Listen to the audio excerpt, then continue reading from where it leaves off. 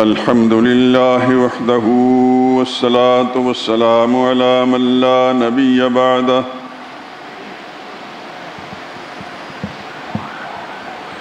ولا رسول بعده ولا معصوم بعده أما بعد فإن خير الحديث كتاب الله وخير الهدي هدي محمد صلى الله عليه وسلم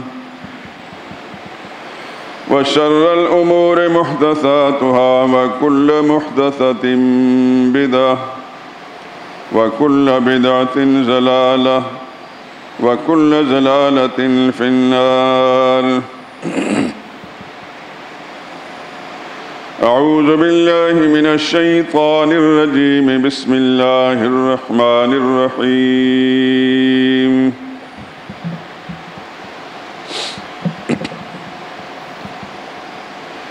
حرمت عليكم الميتة والدم ولحم الخنزير وما أهل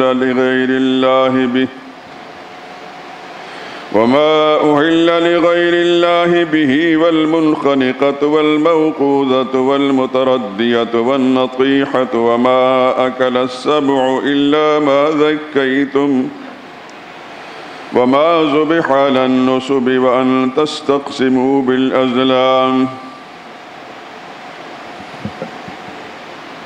ذلكم فسق. اليوم يئس الذين كفروا من دينكم فلا تخشوهم واخشون.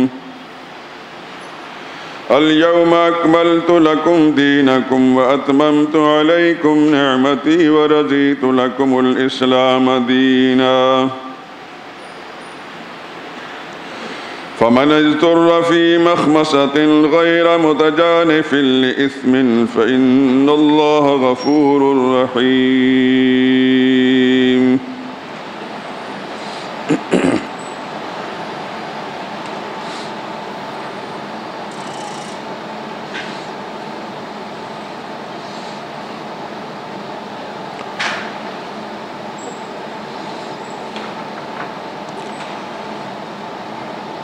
حرام کر دیا گیا ہے تم پر مردار اور بہتا ہوا خون اور سور کا گوشت اور جس چیز پر اللہ کے سوا کسی اور کا نام لیا جائے اور جو جانور گلا گھٹ کر مر جائے اور جو جانور چوٹ لگ کر مر جائے جو کسی بلندی سے گر کر مر جائے اور جو سینگ لگ کر مر جائے یہ سب حرام ہیں. اور وہ جانور بھی جس کو درندے پھاڑ کھائیں مگر جس کو تم مرنے سے پہلے ذبح کر ڈالو. اور وہ جانور بھی حرام ہیں جو کسی آستانے پر ذبح کیے جائیں.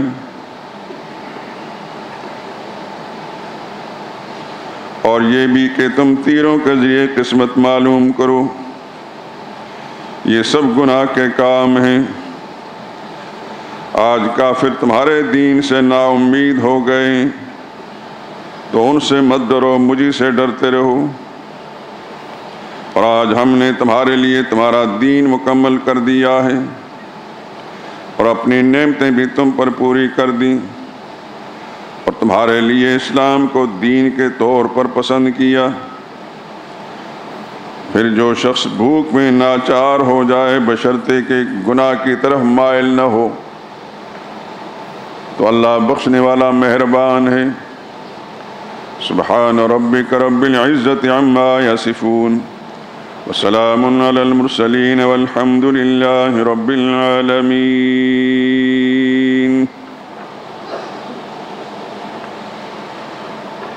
درود پاک پڑھ لیں. اللہم صلی علی محمد وعلی آل محمد کما صلیت علی ابراہیم وعلی آل ابراہیم انک حمید مجید. اللہم بارک علی محمد وعلی آل محمد كما باركت على إبراهيم وعلى آل إبراهيم إنك حميد مجيد.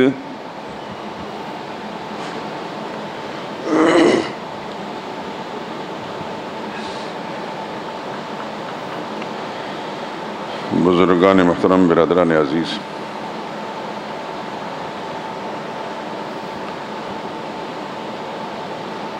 یہ آیت کریمہ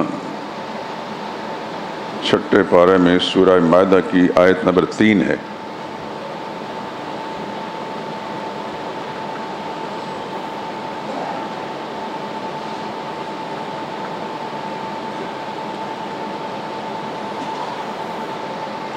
اسی طرح کے مضمون پر مشتمل قرآن کریم کے دوسرے مقامات پر بھی 3 آیات ہیں۔ سورہ بقرہ میں بھی ہے،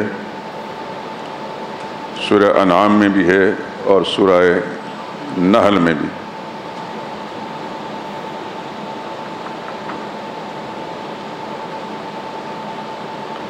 سورہ بقرہ کی غالباً آیت نمبر 173 ہے، سورہ انعام کی آیت نمبر 145 اور سورہ نحل کی آیت نمبر 115 ہے۔ ان تینوں مقامات میں اللہ تعالیٰ نے کچھ جانوروں کی حرمت کا اعلان فرمایا ہے اور ترتیب ایک جیسی رکھی۔ سب سے پہلے مردار کا ذکر ہے۔ مردار اس جانور کو کہتے ہیں جو از خود مر جائے، جیسے کہ کسی بیماری سے جانور مر گیا اور اس کو ذبح نہیں کیا، یا کسی بلندی سے گر کر مر گیا، ذبح کرنے کی نوبت نہیں آئی، یا کسی دوسرے جانور نے اس کو ضرب لگائی، یا کسی آدمی نے اتنے زور سے اس کے سر پر یا کہیں کو مارا اور ذبح کرنے سے پہلے اس کی روح نکل گئی، یہ سب مردار ہیں۔ سب سے پہلے اللہ تعالیٰ نے مردار کا ذکر فرمایا اور اس کے لیے لفظ میتہ استعمال کیا، حرمت علیکم المیتہ انما حرم علیکم المیتہ۔ دوسرے نمبر پر لہو کا ذکر فرمایا، خون حرام ہے۔ اس خون سے مراد وہ خون ہے جب آپ جانور کو ذبح کرتے ہیں تو اس کے گلے سے تیزی کے ساتھ دھار مار کر ایک خون نکلتا ہے۔ اس کے لیے قرآن حکیم نے دم مسفوح، بہتا ہوا خون جو تیزی سے بہنے والا ہے، یہ بھی حرام ہے۔ تیسرے نمبر پر، اور یہ یاد رکھیں کہ پہلے مردار کا ذکر کیا گیا، پھر خون کا ذکر فرمایا۔ وہ جانور مردار اس لیے ہوا، اس کو ذبح نہیں کیا گیا، اور ذبح کرتے وقت اس کے جو خون نکلنا چاہیے تھا وہ اس کے جسم میں بند ہو کر رہ گیا، اس کی وجہ سے سارا گوشت اس کا خراب ہو گیا اور وہ حرام ہو گیا۔ وہ خود جانور جو مرا ہے مردار کہلاتا ہے، اس کے حرام ہونے کا سبب یہ خون ہے جو اس کے جسم سے نکلنا چاہیے تھا، نہیں نکل سکا۔ تو مردار حرام ہے مگر کم، اس سے بڑھ کر خون حرام ہے۔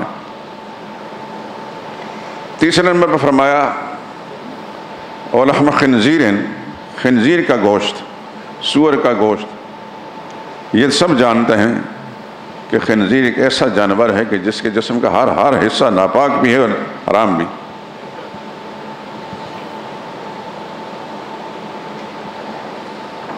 مردار حرام ہے، اس سے بڑھ کر لہو حرام ہے، لہو حرام ہے، اس سے بڑھ کر خنزیر حرام ہے۔ یہ 3 چیزیں جو ہیں سمجھ میں آ گئیں۔ چوتھے نمبر پر اللہ نے فرمایا ما اہل بہ لغیر اللہ وما اہل لغیر اللہ بہ، دونوں الفاظ ترتیب رکھیں گے۔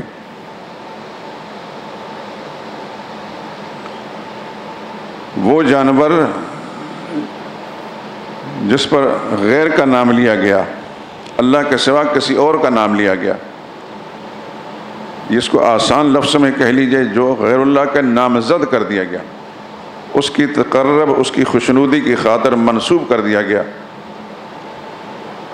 اس کو نیازات غیر اللہ سے تعبیر کرتے ہیں اہل علم۔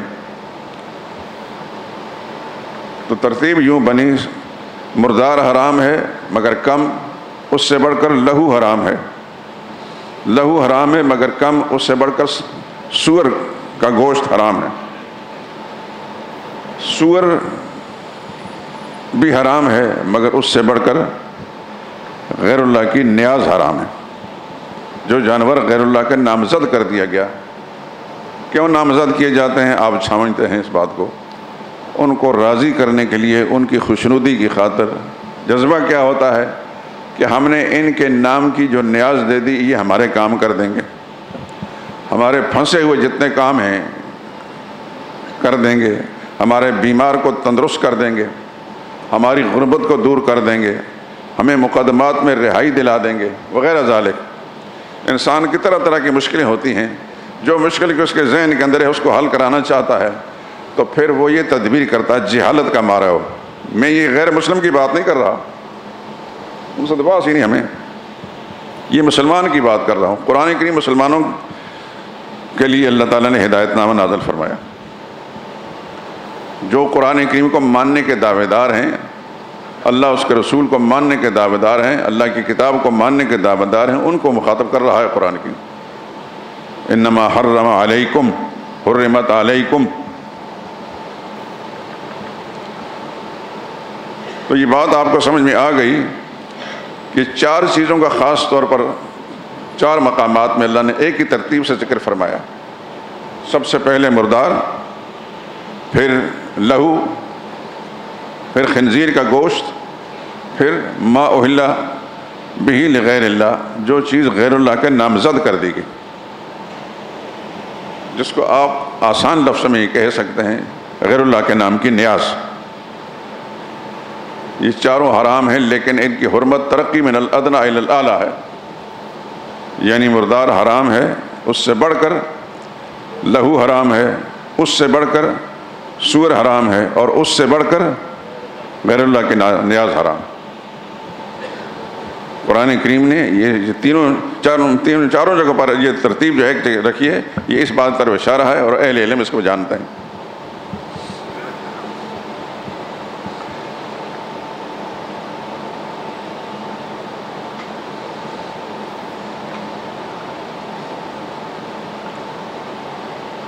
چند روز سے میری طبیعت ٹھیک نہیں تھی، آج 1 گھنٹہ پہلے تک کوئی ذہن میں نہیں تھا کہ میں نے کیا بیان کرا۔ اچانک میرے ذہن میں یہ بات آئی کہ رمضان مبارک میں اور اس سے کچھ عرصہ بعد تک دین کا اصل اصول، بنیادی مسئلہ بیان ہوا ہے۔ جانتا ہے نا سب؟ جو نہیں جانتے وہ ہاتھ کھڑا کر دیں، اور جو جانتے ہیں وہ ہاتھ کھڑا کریں۔ دین کا بنیادی مسئلہ، اصل مسئلہ، وہ اصل مسئلہ جس کے لیے 1,00,000 کئی ہزار انبیاء اکرام علیہ الصلوۃ والسلام اللہ کریم نے اس دنیا میں بھیجے، اور انہوں نے یہ مسئلہ بیان فرمایا۔ دین کا وہ مسئلہ جس کے لیے محمد رسول اللہ صلی اللہ علیہ وسلم کا مکہ معظمہ میں اپنوں ہی کے ہاتھوں سے ماریں کھانے پڑی۔ دین کا وہ مسئلہ جس کی خاطر محمد مصطفیٰ صلی اللہ علیہ وسلم کو صحن کعبہ کے اندر مارا گیا، اور آپ کا چہرہ انور اور مختلف مقامات میں آپ پر تشدد کیا گیا، آپ کے گلے میں رسیاں ڈال کر گلا گھونٹنے کی کوشش کی گئی۔ یہ بات اتنی دفعہ بیان ہو چکی کہ اس کے لیے تفصیلات کی ضرورت نہیں ہے۔ یہ وہ مسئلہ ہے جس کی خاطر رسول اللہ صلی اللہ علیہ وسلم کو 3 راتیں غار ثور کے اندر گزارنی پڑی۔ یہ وہ مسئلہ ہے جس کی خاطر رسول اللہ کو اپنا پیدائشی وطن مکہ معظمہ چھوڑ کر مدینہ طیبہ جانا پڑا۔ یہ وہ مسئلہ ہے جس کی خاطر وہاں بھی مشرکین نے آرام سے نہیں رہنے دیا، غزوہ بدر پیش آئے دوسرے ہی سال۔ یہ وہ مسئلہ جس کے لیے پھر تیسرے سال کے اندر غزوہ احد پیش آیا۔ یہ وہ مسئلہ اس کے بعد غزوہ احزاب پیش آیا۔ یہ وہ مسئلہ جس کے لیے غزوہ خیبر پیش آیا۔ یہ وہ مسئلہ جس کے لیے حنین پیش آیا وغیرہ ذالک. 29 غزوات میں محمد مصطفیٰ صلی اللہ علیہ وسلم نے بنفس نفیس خود شرکت فرمائی. آپ ماشاءاللہ پڑھے لکھے بھی اور اللہ تعالیٰ کی دی ہوئی فراست اور عقل بھی ہے. کبھی غور تو فرمائیں کہ کوئی بھی دانا آدمی، کوئی بھی سمجھدار آدمی لڑائی جھگڑے کو پسند نہیں کرتا. کہ پر کرتا ہے؟ نہیں کرتا، بلکہ لڑائی جھگڑے کو مٹانے کی کوشش کرتا ہے. اللہ تعالیٰ کی دی اس عقل اور فراست سے وہ ابھرنے والے فساد کو مٹا دیتا ہے. تو محمد مصطفیٰ صلی اللہ علیہ وسلم جو ساری کائنات سے افضل، برتر، اعلیٰ اور اولیٰ اور سب سے زیادہ عقل والے اور فراست والے، معاذ اللہ ثم معاذ اللہ وہ کبھی لڑائی جھگڑے کو پسند کریں گے؟ سوچا جا سکتا ہے؟ کبھی بھی نہیں. ان پر لڑائیاں مسلط کی گئیں. نبی کریم صلی اللہ علیہ وسلم نے مدینہ طیبہ سے آ کر مکہ میں چڑھائی نہیں کی تھی. مکہ سے ابو جہل اپنی پارٹی لے کر مدینہ کے قریب بدر کے میدان میں پہنچا تھا. مکہ سے مشرکین کا ٹولہ گیا مدینہ طیبہ کے پڑوس کے اندر احد کے مکان پر پہنچا. آپ حضرات میں سے جو وہاں جانے کے ساتھ حاصل کر سکیں وہ سارے مقامات دیکھے ہوں گے. مجھے تو اللہ پاک نے جب بھی حاضری کی نصیب فرمائی تو میں خاص طور پر ان جگہوں کو دیکھنے جاتا ہوں. مکہ معظمہ سے میں بدر کے راستے جاتا ہوں اور وہاں کچھ دیر کے لیے رکتا ہوں اور وہ جو کچھ ہم نے پڑھا ہے اس پر غور کرتے ہیں کہ نبی کریم صلی اللہ علیہ وسلم کے ساتھ کیا حالات پیش آئے. وہاں ان 14 صحابہ کرام کے نام بھی لکھے ہوئے جو غزوہ بدر میں شہید ہوئے تھے. ان کی تختیاں لگی ہوئی ہیں. پھر احد کے مقام پر 70 صحابہ کرام شہید ہوئے جس میں اللہ کے شیر کون؟ جزاکم اللہ خیرہ. یہ میں نہیں کہتا، یہ محمد مصطفیٰ صلی اللہ علیہ وسلم نے فرمایا. حدیث کی کتاب مستدرک حاکم بہت بڑی کتاب ہے، اس کے اندر باقاعدہ اسد اللہ و اسد رسول ہی، وہ اللہ کا شعر، اللہ کے رسول کا شعر، شعر خدا بھی ہیں اور شعر رسول بھی ہیں. سیدنا حمزہ رضی اللہ تعالیٰ عنہ وہ شہید ہوئے احد کے میدان میں. آج بھی آپ جب جاتے ہیں تو وہاں ان کی قبر مبارک دیکھتے ہیں. دیگر 70 صحابہ شہید ہوئے اور سیدنا حمزہ رضی اللہ تعالیٰ عنہ کے جسم کے ٹکڑے کیے گئے. یہ سب کچھ پیغمبر خدا صلی اللہ علیہ وسلم نے دیکھا بھی اور برداشت کیا. حضور صلی اللہ علیہ وسلم مشرکین پر چڑھائی کر کے نہیں آئے تھے، مشرکین بار بار چڑھائی کرتے رہے. غزوہ احزاب بھی وہی ہے. وہ 7 مساجد 7 مسجدیں کسی زمانے میں تھی، اب تو ساری مسجدیں، ایک مسجد پہاڑی پر موجود ہے، باقی ساری مسجدوں کو ایک مسجد بنا دیا گیا. وہ پہاڑی پر جو مسجد ہے وہ نبی کریم صلی اللہ علیہ وسلم کی طرف منسوب ہے، اس واسطے اس کو انہوں نے قائم رکھا ہے. قصہ مختصر یہ ہے کہ نبی کریم صلی اللہ علیہ وسلم فتنہ فساد ابھارنے کے لیے، مٹانے کے لیے آئے تھے، لیکن جن کا نبی پر ایمان نہیں تھا ان بدبختوں نے رسول اللہ صلی اللہ علیہ وسلم کو مدینہ طیبہ کے اندر بھی چین سے نہیں رہنے دیا اور بار بار ان پر جنگ مسلط کی. اور احد کے مقام پر رسول اللہ صلی اللہ علیہ وسلم کو خود زخمی ہونا پڑا. ایک گڑھے میں گر گئے. مشرکین کے لیڈر نے اعلان کیا ان محمدً قد قتل، لوگوں تمہیں خوشی ہو محمد مارے گئے ہیں. تو نبی کریم صلی اللہ علیہ وسلم نے جب یہ آواز سنی تو خود تو زخمی حالت میں تھے. حضرت عمر رضی اللہ تعالیٰ عنہ کو حکم فرمایا کہ جواب دو ان کا. اسلام کا یہ مزاج ہے کہ کفر کو پسند نہیں کرتا اور کفریہ کلمات کو پسند نہیں کرتا. یہ نعرے بھی پسند نہیں، یہ یاد رکھیں. تو حضرت عمر نے عرض کیا یا رسول اللہ میں کیا جواب دے؟ فرمایا، اس نے کہا اولو حبل اولو حبل، حبل کی جے ہو، حبل زندہ باد. حبل مشرکین کا بت تھا، اور یاد رکھیں یہ حبل کوئی برا آدمی نہیں تھا، یہ حضرت حابیل شہید آدم علیہ السلام کے وہ شہید بیٹے، ان کے نام پر بت بنائے گئے۔ دنیا میں جتنی مشرک قومیں ہیں انہوں نے جتنے بھی مقدس لوگ گزرے ہیں ان کو پوجا بھی ہے، ان کے نام کے بت بھی بنائے گئے ہیں۔ آج بھی آپ ہندوستان میں چلے گئے، جو پرانے بزرگ ہیں انہوں نے دیکھا ہوگا، جنہوں نے نہیں دیکھا وہ مجھ سے سن لیں، میں خود 1980 میں دیکھ کر آیا ہوں، خاص طور پر گیا تھا میں دہلی شہر کے اندر، ان کا بہت بڑا مندر ہے، برلا مندر، برلا ایک سیٹ ہے اس نے بنایا ہے، اس کے اندر ان کے دیویاں اور دیوتا ان کے بت میں نے دیکھے، بڑے خوبصورت بنا کر سنوار کر رکھے، لیکن ہر بت جو ہے اس کے پیچھے کوئی تاریخ ہے، جس کا کوئی بڑا اہم کارنامہ ان مشرکین کے ذہن میں رہا، اس کا بت بنایا گیا اور اس کو پوچھتے ہیں، ان سے مرادیں مانگتے ہیں۔ تو حبل کی جے کا نعرہ جب لگا تو رسول اللہ صلی اللہ علیہ وسلم نے یہ کفری نعرہ پسند نہیں فرمایا، فرمایا جواب دو اللہ اعلی و اجل، اللہ سب سے بلند و بالا اور برتر ہے۔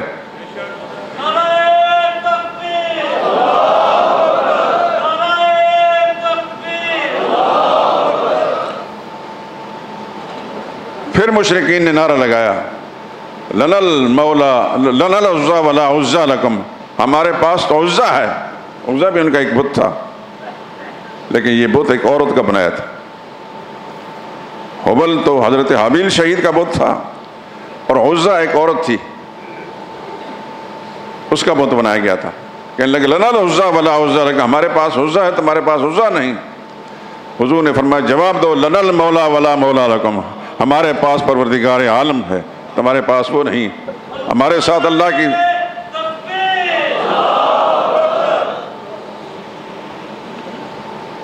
کہنے کا مقصد یہ کہ رسول اللہ صلی اللہ علیہ وسلم کو یہ ساری تکلیفیں اٹھانا پڑی، یہ مشرک یہ کافرانہ نعرے بھی سننے پڑے۔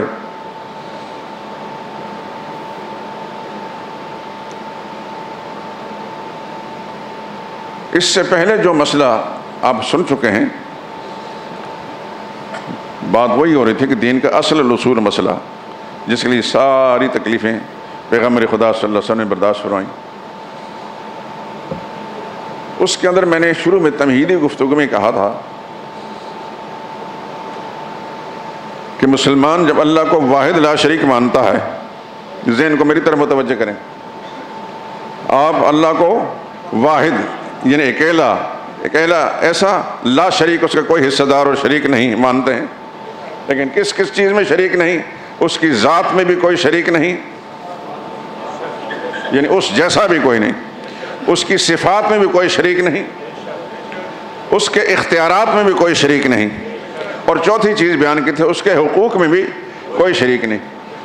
تو ذات و صفات اور اختیارات کی بات ہوئی تھی، حقوق کی بات نہیں ہوئی تھی، اور میں سوچ رہا تھا کہ میں اس مسئلہ کو بیان کروں گا، اور آج بالکل خالی ذہن تھا، طبیعت خراب ہونے کے سبب سے بالکل سمجھ میں آ نہیں رہی تھی میں کیا بیان کروں۔ عین موقع پر اللہ نے دستگیری فرمائی کہ جو مسئلہ چھوٹا ہوا ادھورا ہے اس کو بیان کروں۔ اور دوسری کی وجہ یہ بھی ہے کہ کل ہی عرس شریف گزرا ہے، اور اللہ کا حق جو ہے مخلوق کو دیا گیا ہے۔ بات سمجھ میں آ رہی کہ نہیں آ رہی؟ جتنی نیازیں دی گئی ہیں، جتنے دودھ کی گاڑیاں وہاں پہنچی ہیں، میں تو ادھر جاتا نہیں، میں اگر گیا تو مجھے ماریں گے،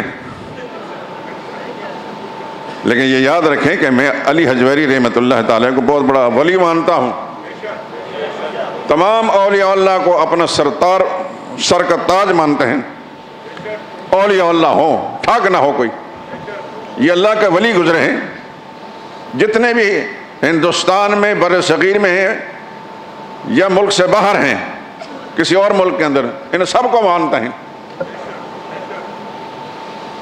ہو سکتا ہے کہ شیطان آپ کے ذہن میں یہ وسوسہ ڈالے کہ یہ مولوی جو تقریر کر رہا ہے یہ بزرگوں کا منکر ہے، بزرگوں کے من پر ہم لعنت بھیجتے ہیں، بزرگوں کی توہین کرنے والے پر ہم لعنت بھیجتے ہیں۔ سب بزرگوں کو مانتے ہیں، البتہ ان کو انسان مانتے ہیں، صحابہ کے برابر بھی نہیں مانتے، پیغمبر کے برابر بھی نہیں مانتے، اور پھر خدا کے برابر ماننے کا تو سوال ہی نہیں پیدا ہوتا. ان کو اسی طرح مانتے ہیں جس طرح ماننے کا حق ہے. وہ ہمارے پیشوا ہیں، وہ ہمارے بزرگ ہیں، ہمارے رہنما ہیں، سب کو مانتے ہیں. لیکن یہ نہیں مانتے کہ اللہ کا حق ان کو دیا جائے. اللہ کا حق کیا ہے؟ سجدہ اللہ کا حق ہے، رکوع اللہ کا حق ہے، طواف اللہ کا حق ہے، اعتکاف اللہ کا حق ہے، نظر اللہ کا حق ہے، نیاز اللہ کا حق ہے، چڑھاوے اللہ کے حق ہیں، صدقہ و خیرات اللہ کا حق ہے، قربانی اللہ کا حق ہے، زکوٰۃ اللہ کا حق ہے. یہ سب اللہ کے حقوق ہیں. یہ کس کے لیے ہیں؟ صرف اللہ کے لیے. یہ صرف اللہ کے لیے. کوئی شخص بھی، یہ جو بزرگ ہیں یا ان سے کوئی بڑا بزرگ، میں تھوڑا سا وضاحت بھی کر دوں تاکہ آپ حضرات، مجھے امید ہے کہ انشاءاللہ میرا رب اس پر مجھے اجر دے گا. یہ بزرگ ہیں، ان سے بڑے بزرگ، بڑے بڑے محدثین جو گزرے ہیں وہ ان سے بڑے بزرگ تھے. امام بخاری، امام احمد بن حنبل، امام مسلم، امام ترمذی، ابن ماجہ وغیرہ ذالک بے شمار محدثین ہیں. یہ ان سب صوفیاء سے بڑے بزرگ ہیں. یہ ان سب سے بڑے بزرگ ہیں. پھر ان سے بڑے بزرگ فقہا ہیں. امام ابو حنیفہ، امام مالک، امام شافعی، امام محمد بن حسن شیبانی، امام قاضی ابو یوسف وغیرہ ذالک. یہ محدثین سے بڑے بزرگ ہیں. آپ سوچتے ہوں گے ہم نے تو آج تک سنا ہے کہ امام بخاری بڑے آدمی ہیں، انہوں نے ابو حنیفہ کو بڑا بنا دیا. آپ خوش نصیب ہیں اس پہلو سے کہ آپ کو سچ سننے کا موقع ملتا ہے. محدثین اللہ ان کو جزائے خیر عطا فرمائے، انہوں نے پوری کوشش کر کے رسول اللہ صلی اللہ علیہ وسلم کے ارشادات اور فرامین اکٹھے کیے. لیکن ان ارشادات و فرامین کو جس طرح فقہا نے سمجھا ہے محدثین نے نہیں سمجھا. اس لیے فقہا کا مقام محدثین سے اوپر ہے.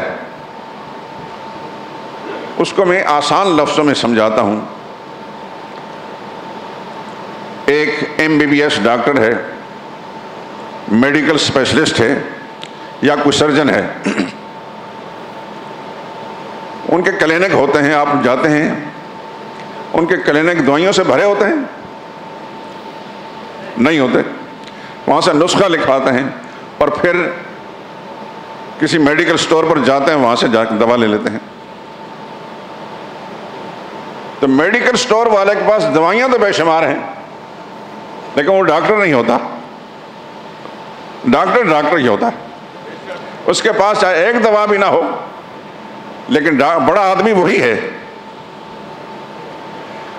محدثین کے پاس احادیث کا بڑا مجموعہ ہے، ذخیرہ موجود ہے، لیکن احادیث کا منشا کیا ہے؟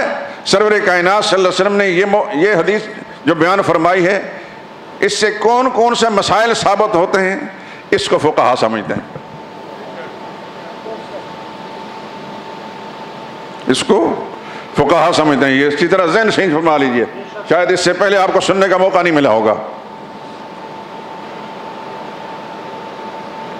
محدثین کی مثال ہے میڈیکل سٹور چلانے والوں، اور فقہا کی مثال ہے ڈاکٹر کی، کہ کس بیماری کے لیے کون سی دوا ہے یا کون سی دوا کس بیماری کے لیے مفید ثابت ہو سکتی ہے. اس حدیث کے اندر نبی کریم صلی اللہ علیہ وسلم کے فرمان کا منشا کیا ہے؟ ایک اس کا ظاہر ہے، اس حدیث کے اندر سے کون سا مسئلہ نکلتا ہے، یہ فقہا سمجھتے ہیں.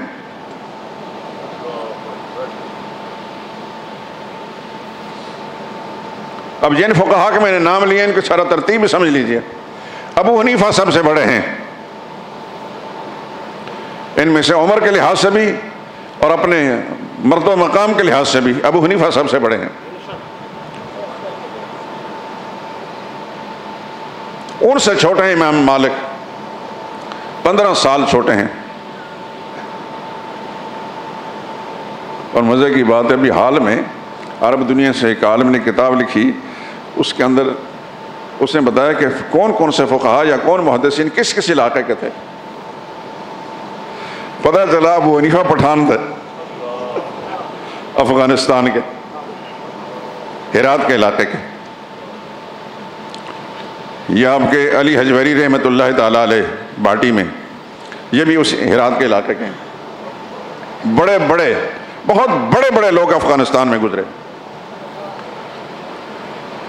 ہم چونکہ مطالعہ نہیں کرتے، کتاب سے ہمیں چڑ ہوتی ہے کہ اس کو ہاتھ لگائیں، اس کو کھول کر دیکھیں. اور ہمارے جو پیشوا ہیں جن کو ہم خیر سے مولوی صاحب کہتے ہیں، اس کو بھی کتاب سے کوئی غرض نہیں. بس ٹھیک ہے، سنی سنائی باتیں وہ سنا دیتا، جمعہ کے دن ادھر کھینچی ادھر کھینچی، بس لوگ جمعہ پڑھ کے چلے گئے. چنگا مولوی ہے، قصے بڑے سناتا ہے.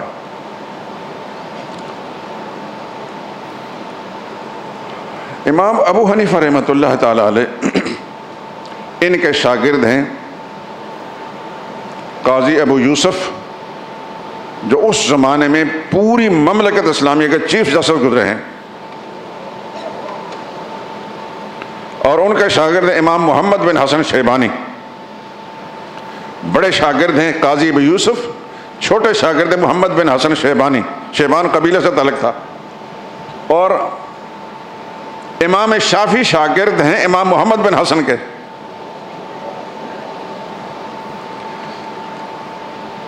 اور پھر امام احمد شاگرد ہیں امام شافعی کے، یعنی چوتھے فقیہ.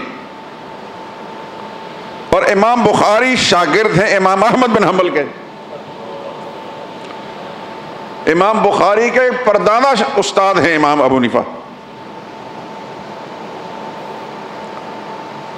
امام ابو حنیفہ پہلی صدی میں گزرے ہیں، جس صدی میں محمد مصطفیٰ صلی اللہ علیہ وسلم گزرے ہیں. نبی کریم صلی اللہ علیہ وسلم کا وصال 11 ہجری میں ہوا تھا، ربیع الاول میں. اور ابو حنیفہ پیدا ہوئے ہیں 80 ہجری میں، عام روایتوں کے مطابق 80 ہجری میں. کتنا سال ہو گئے درمیان میں اسی؟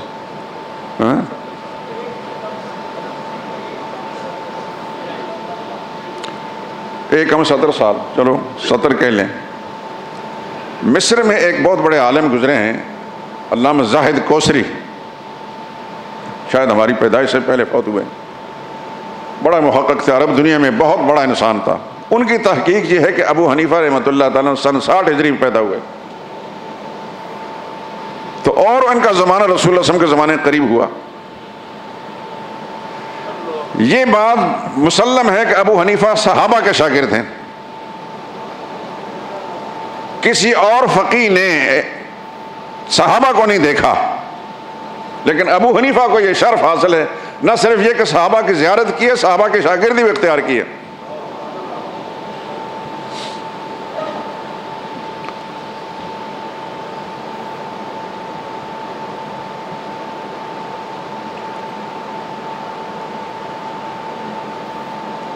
یہ لوگ جن کا میں تذکرہ کر رہا ہوں، یہ ہمارے دین کے پیشوا سربراہ ہیں. بات کر رہا تھا، سارے بزرگوں کو مانتے ہیں لیکن ترتیب کے ساتھ. عام صوفیاء کرام ان سے بڑا مقام ہے محدثین کا.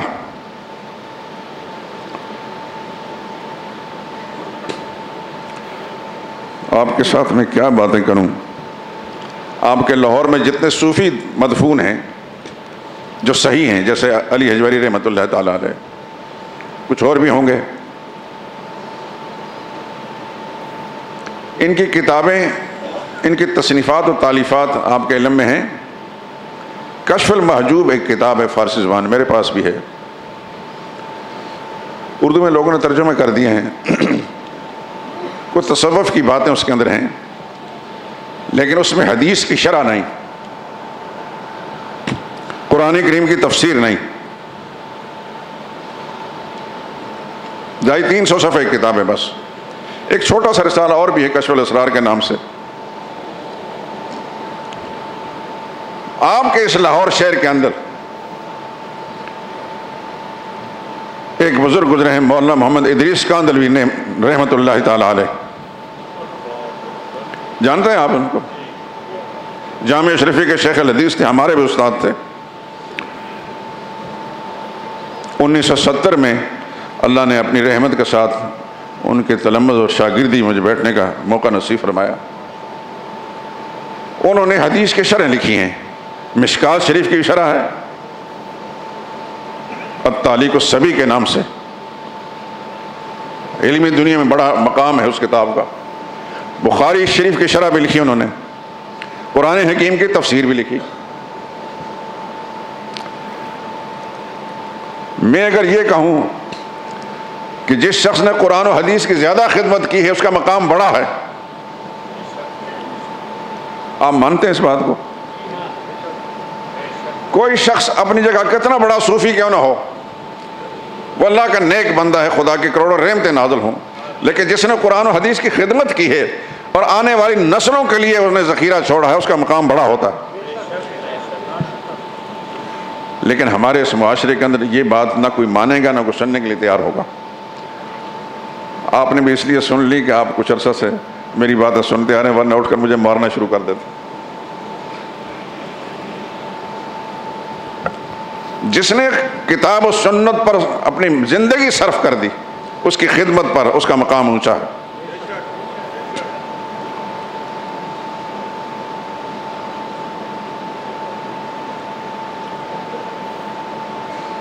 آپ کے اس ہندوستان کی سرزمین میں علامہ شبیر احمد عثمانی گزرے ہیں، جو شیخ الاسلام پاکستان بھی ہیں، جنہوں نے مغربی پاکستان کا پرچم بھی لہرایا تھا۔ بہت بڑا مقام تھا۔ انہوں نے مسلم شریف کی شرح لکھی ہے، اس کتاب کا نام ہے فتح الملہم، عربی زبان میں۔ ایسی بے نظیر کتاب ہے کہ میں نے ایک بہت بڑے عالم کی زبان سے سنا، اس کی علمیت پر ہمیں یقین ہے۔ اس نے کہا کہ جب سے امام مسلم پیدا ہوا، امام مسلم نے مسلم شریف لکھی، اس کے بعد آج تک اس قسم میں بے نظیر شرح کسی نے نہیں لکھی۔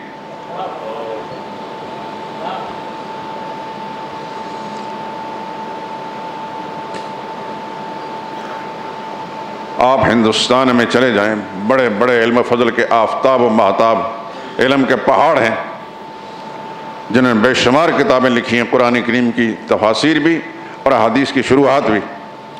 لیکن ہماری بد نصیبی ہے کہ ہم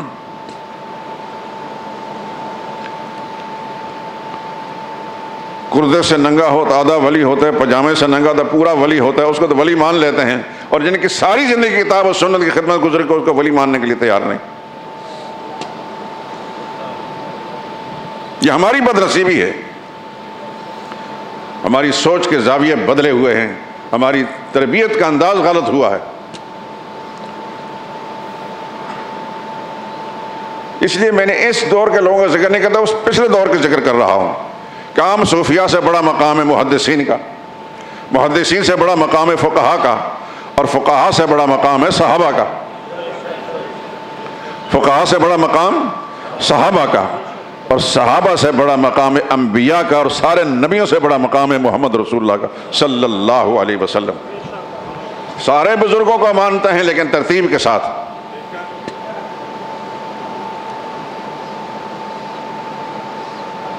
گڑبڑ نہیں کرتے کہ کسی صوفی کو بڑھا کر صحابہ سے اوپر لے جائیں۔ ابو حنیفہ بھی صحابہ کے برابر نہیں، کسی اور کا کیا مقام ہے، باوجود کہ وہ صحابہ کے شاگرد ہیں، پہلی صدی ہجری میں گزرے ہیں، لیکن صحابہ کا مقام اونچا ہے۔ میں ایک بہت بڑے محدث کی بات نقل کرتا ہوں آپ کے سامنے۔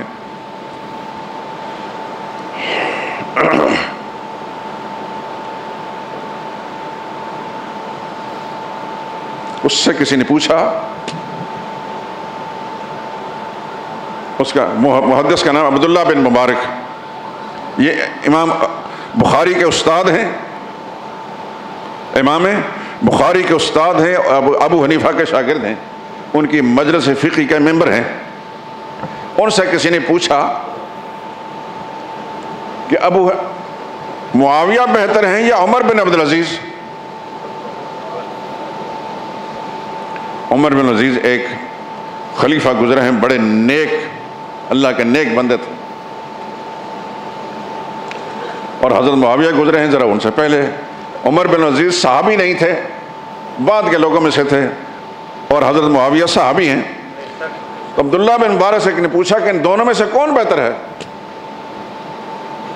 کہ عمر بن عزیز کی نیک نامی کا بڑا شورا ہے. تو پھر پوچھئے عبداللہ بن مبارک سے، ابو حنیفہ کے شاگرد امام بخاری کے استاد، وہ کہتے ہیں الغبار الذی دخل انف فارس معاویہ مع رسول اللہ صلی اللہ علیہ وسلم خیر من عمر بن عبد العزیز. تم ان دونوں کا تقابل پوچھ رہے ہو؟ اور میں تمہیں بتاتا ہوں، میدان جہاد میں جب رسول اللہ صلی اللہ علیہ وسلم تشریف لے جاتے تھے اور صحابہ اکرام ان کے ساتھ جاتے تھے اور حضرت معاویہ بھی ساتھ جاتے تھے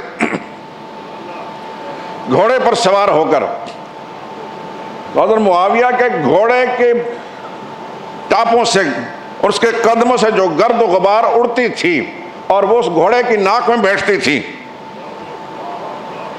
کہنے کا تم ان دونوں کا فرق معلوم تھا. وہ گرد و غبار جو معاویہ کے گھوڑے کی ناک میں بیٹھتی تھی وہ بھی عمر بن عزیز سے بہتر ہے.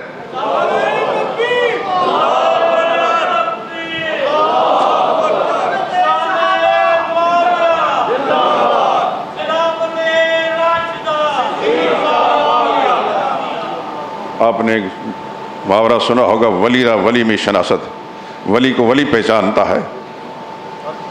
عبداللہ بن مبارک بھی ولی تھے، اور صحابہ کے ولی ہونے میں شک کیا ہے؟ جس کا ایمان ہے محمد مصطفیٰ صلی اللہ علیہ وسلم پر، وہ ہر صحابی کو ساری دنیا کے اولیاء اللہ کا سردار سمجھتا ہے. جس کا ایمان ہی نہیں، اس سے کسی گلہ ہی کسی قسم بات نہیں.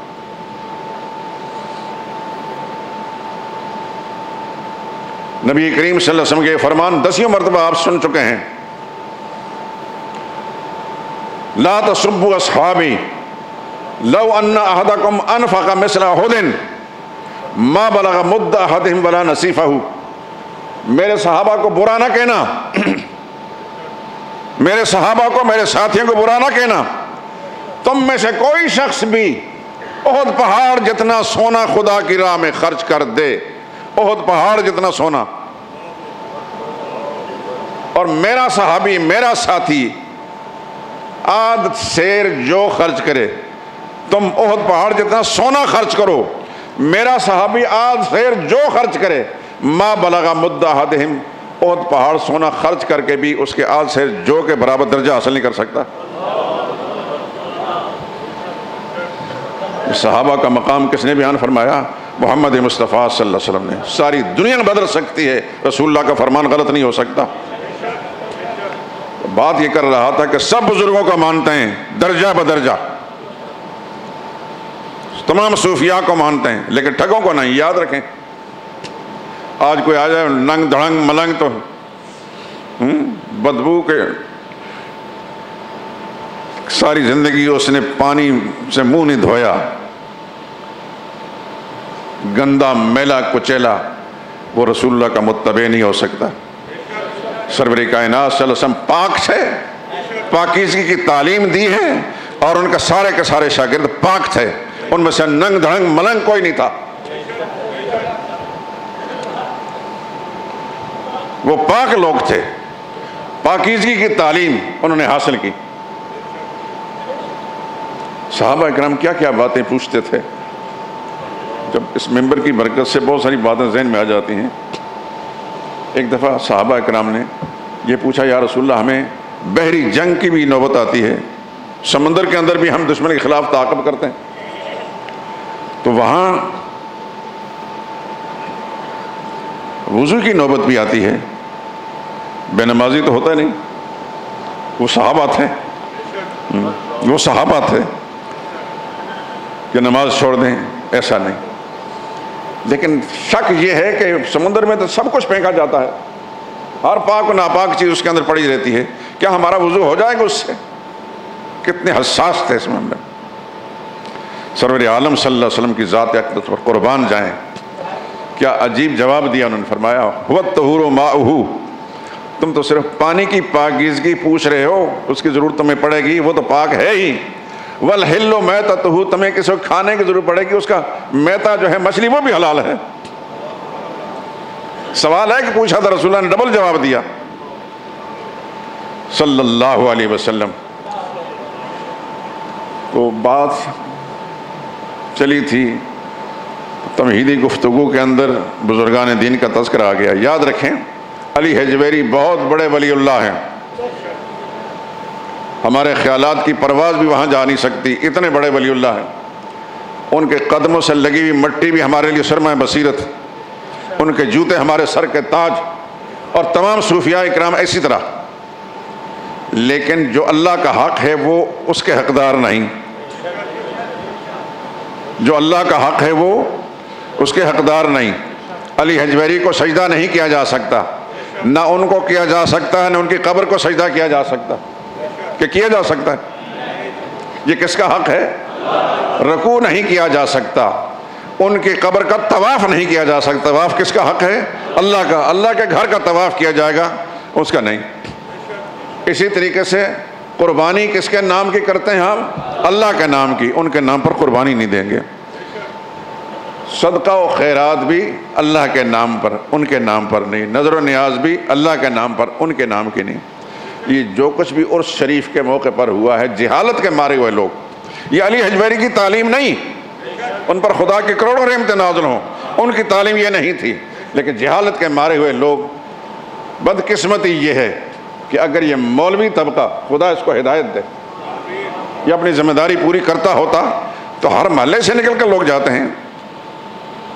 قطرہ قطرہ دریا بنتا ہے، ایک دن، 2 دن، مہینہ، 2 مہینے، سال، 2 سال، 4 سال، کچھ نہ کچھ بات ان کو سمجھ میں آتی۔ میں جب آیا تھا اس مسجد کے اندر، پہلا جمعہ میں نے پڑھایا تھا تو مسجد کے اندر کی 2 صفیں خالی تھی،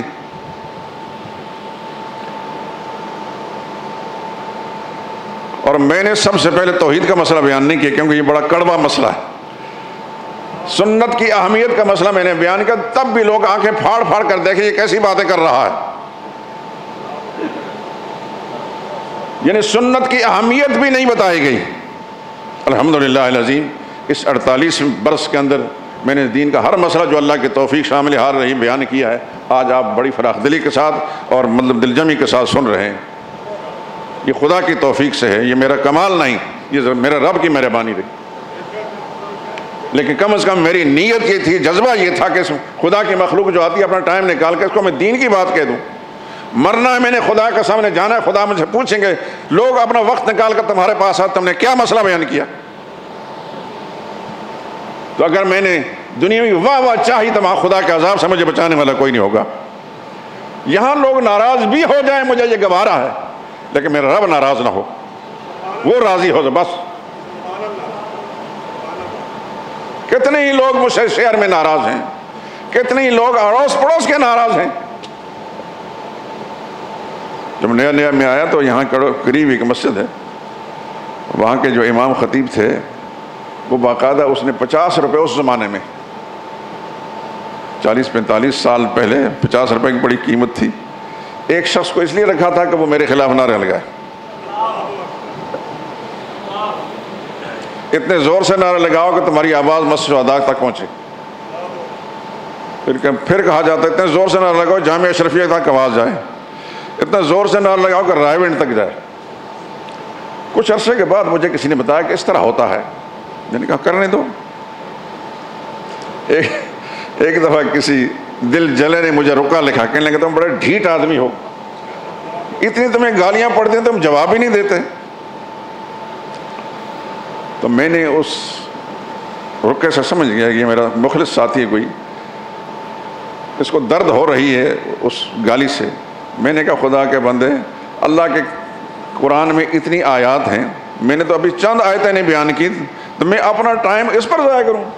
گالیوں کا جواب گالیوں۔ ان کو خدا بند قدوس نے یہ توفیق دی، لگے رہے اس کام میں۔ خدا کی قسم میں نے کبھی جواب نہیں دیا، کبھی سوچا بھی نہیں۔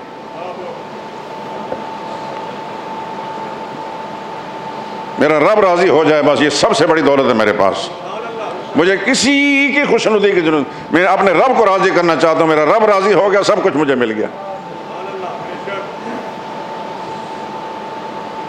وہی آدمی جو میرے خلاف نعرے لگوایا کرتا تھا، ایک دفعہ وہ سکوٹر پر آ رہا تھا، میں پیدل چل رہا تھا،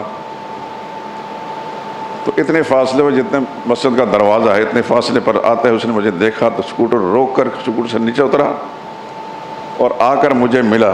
میں دل میں سوچتا رہا یہ تو میرے خلاف نعرے لگاتا ہے، پتہ نہیں کچھ برا بھلا کہے گا، گالی کہے گا۔ خدا کی قسم اس طرح جھک کر ملا جیسا وہ میرے شاگرد ہوتا۔ میں سوچتا رہ گیا یا اللہ یہ میرے خلاف نعرے لگواتا، آج اس طرح مل رہا مجھے۔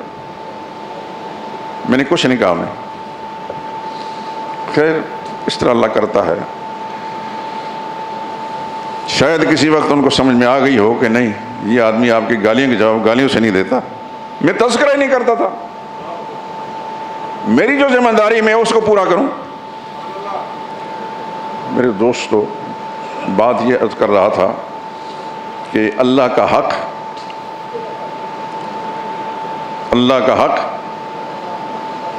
اللہ ہی کے لیے ہے، اللہ کا حق اللہ ہی کے لیے، اللہ کا حق محمد رسول اللہ کو بھی نہیں دیا جا سکتا۔ جس کائنات ارضی میں آسمان کی کھال کے نیچے زمین کے اوپر سب سے بڑی ذات ہے محمد رسول اللہ کی، لیکن اللہ سے چھوٹے ہیں، اللہ بڑے ہیں۔ یاد ہے آپ کو میں نے مسئلہ توحید بیان کرتے ہوئے کہا تھا کہ ساری محبتوں میں سب سے بڑی محبت کس کی ہے؟ والذین آمنوا اشد حبا للہ۔ ایمان والوں کی سب سے بڑی محبت کس کے ساتھ ہوتی ہے؟ اللہ سے ہوتی ہے۔ اللہ کے برابر نہ ذات ہے نہ صفات ہیں نہ محبت ہے۔ البتہ مخلوق کی طرف جب آئیں گے تو مخلوق میں سب سے اونچے ہیں محمد رسول اللہ صلی اللہ علیہ وسلم، پھر مخلوق میں سے سب سے بڑی محبت بھی رسول اللہ صلی اللہ علیہ وسلم کے ساتھ ہوگی۔ لیکن جو اللہ کا حق ہے نہ محمد رسول اللہ کو دیا جا سکتا ہے، نہ کسی اور پیغمبر کو دیا جا سکتا ہے، نہ کسی فرشتہ کو دیا جا سکتا ہے۔ اللہ کا حق صرف اللہ ہی کو دیا جائے گا۔ تو یہ جو غیر اللہ کے نیازیں ہیں یہ ناجائز کام ہے، اللہ ان لوگوں کو ہدایت دے۔ جو اللہ کا حق اللہ کو دینے کے بجائے مخلوق کو دیتے ہیں یہ ناجائز کام کر رہے ہیں، اپنا کھانا خراب کر رہے ہیں۔ اللہ ان کو ہدایت دے۔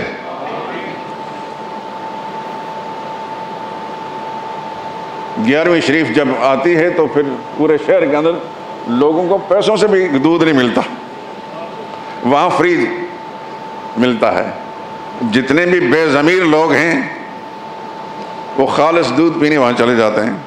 بے ضمیر اس لیے کہہ رہا ہوں کہ وہ جتنا خالص بھی کیوں نہ ہو غیر اللہ کے نیاز ہونے کی وجہ سے وہ حرام ہے۔ ابھی قرآن کریم کی آیتیں سنی، مردار حرام ہے، اس سے بڑھ کر لہو حرام ہے، لہو حرام اس سے بڑھ کر سور حرام ہے، اور سور حرام ہے اس سے بڑھ کر غیر اللہ کے نیاز حرام۔ بظاہر وہ دیگ کی شکل میں بڑی خوشبوئیں آ رہی ہوں گی، خالص دودھ کی شکل میں ہو، کھیر کی شکل میں ہو، لیکن ہے غیر اللہ کے نیاز، اور غیر اللہ کے نیاز بھی حرام ہے۔ اس دنیا میں سمجھ آئے نہ آئے آنکھیں بند ہونے کے ساتھ خوب پتہ چل جائے گا۔ اللہ سے دعا کریں کہ اللہ پاک ان لوگوں کو بھی ہدایت دے۔ ہدایت میرے رب کے پاس ہے، دلوں کو پلٹنا اللہ کے لیے کوئی مشکل بھی نہیں۔ یہ بھٹکے ہوئے لوگ ہیں، میں ان لوگوں کے نیت پر شک نہیں کرتا۔ یہ ان پڑھ لوگ ہوتے ہیں بیچارے، ان کو بزرگوں کی بزرگی بتائی گئی ہے لیکن ان کے حقوق نہیں بتائے گئے۔ ان کا حق کیا ہے؟ ان کا حق یہ ہے کہ ان کا ادب کرو، ان کا احترام کرو، ان کے لیے دعائیں مانگو، ان کی تعلیمات معلوم کر کر کے اس تعلیمات کو اپنانے کی کوشش کرو۔ یہ ہے بزرگوں کا حق۔ بزرگوں کا حق یہ نہیں کہ جا کر ان کی قبروں کو سجدہ کرو، ان پر چڑھاوے چڑھاؤ، نیازیں دو، یہ ان کا حق نہیں۔ یہ سجدہ بھی اللہ کا حق، چڑھاوے بھی اللہ کا حق، اور نیاز بھی اللہ ہی کا حق ہے۔ تو اتفاق سے چونکہ یہ مسئلہ رکا ہوا تھا تو مجھے اچانک ہی خیال آیا کہ تازہ ترین بات ہے کہ کل ہی عرس شریف گزرا ہے اور اس پر بے شمار لوگوں نے اپنا دین ایمان برباد کیا۔ خال شاید ایسے لوگ بھی ہوں جو علی حجویری رحمۃ اللہ تعالیٰ کی قبر پر جا کر ان کی بلندی درجات کے لیے دعا مانگتے ہوں اور اپنے لیے دعا مانگے یا اللہ ہمیں بھی ہدایت نصیب فرما، ہمیں بھی ان بزرگوں کے نقش قدم پر چلنے کی توفیق عطا فرما۔ وہاں یہی کام ہو سکتا ہے، اس کے علاوہ سب ناجائز ہیں۔ یا اللہ ان کے نقش قدم پر ہمیں چلنے کی توفیق دے، یہ صحیح دعا ہے۔ یا اللہ ان کے درجات بلند فرما۔ یہ صحیح دعا ہے، باقی سارے کام غلط ہیں۔